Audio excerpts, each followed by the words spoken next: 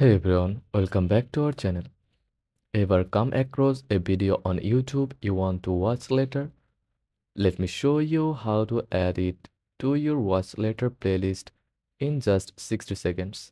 First of all, find the video you want to save, whether it's a funny clip or a tutorial. You can add anything to your watch later list.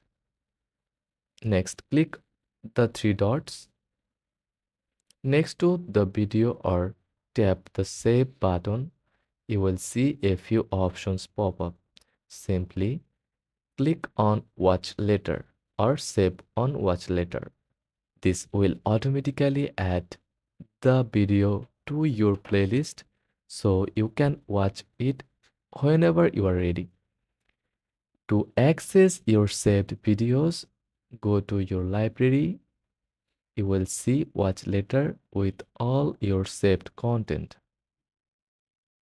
Now you can watch all your saved videos anytime, anywhere, perfect for when you are on the go or just need a break.